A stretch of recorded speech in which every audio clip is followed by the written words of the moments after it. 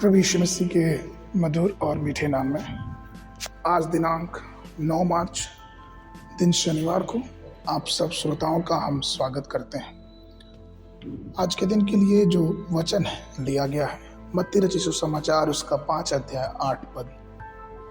वचन कहता है, धन्य वे जिनके मन शुद्ध हैं क्योंकि वे परमेश्वर को देखेंगे। प्रियो, परमेश्वर को देखने का आनंद में उम्मीद और एक प्रफुल्लित या फिर यूं कहें कि एक आनंद हृदय ही उस बात को जान सकता है। और परमेश्वर को सिर्फ वही देखेंगे जिनके हृदय या फिर यूं कहें कि जिनके मन शुद्ध होंगे। जब हमारे हृदय शुद्ध होते हैं तो हम परमेश्वर का दर्शन प्राप्त करते हैं। पापी मनुष्य परमेश्वर को नहीं देख सकता, अर्थात अगर हमारे जीवनों में पाप है तो हम परमेश्वर को नहीं देख सकते।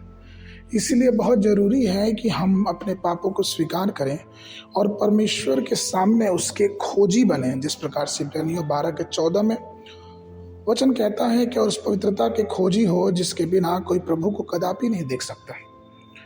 तो इसलिए हमें पवित्र बनना है ताकि हम परमेश्वर को देख सकें। ऐसा बहुत से लोग हैं जो परमेश्वर की तलाश तो करते हैं लेकिन अपने विचारों में, अपने जीवन के दिनचर्या में, पापों में अपने जीवन को बिता रहे हैं और यही कारण है कि वो परमेश्वर को देख नहीं सकते। पुराने नियम में हम देखते हैं किस प्रकार से परमेश्वर को लोगों ने देखा, सिर्फ और सिर्फ अपने पवित्र जीवन जीने की वजह से। जैसे कि हानोक ने परमेश्वर को देखा, नूह ने परमेश्वर को देखा और इब्राहिम को परमेश्वर का मित्र कहा गया। याकूब ने परमेश्वर को देखा और यशायाह ने परमेश्वर को ऊंचे सिंहासन पर विराजमान देखा। ऐसे कई ऐसे लोग हैं जिनको हम देख सकते हैं कि उन्होंने परमेश्वर को देखा।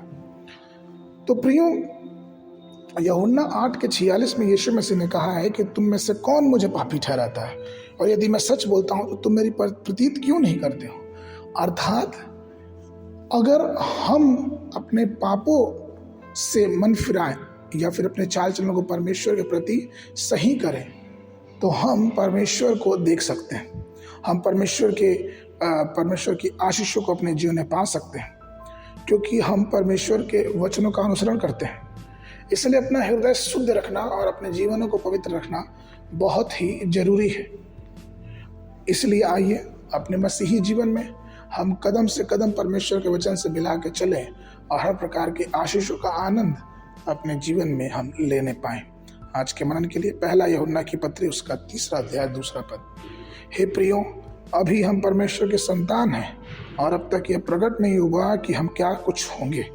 इतना जानते हैं कि जब वह प्रकट होगा तो हम भी उसके समान होंगे क्योंकि उसको वैसा ही देखेंगे जैसा वह है। बाइबल अध्ययन के लिए सुबह के समय व्यवस्था विवरण की पुस्तक उसका 8, 9 और 10 अध्याय। संध्या के समय मरकुस रचित सुसमाचार उसका 11 अध्याय 19 पद से लेकर 33 पद तक। परमेश्वर आप सबको आशीष देवे।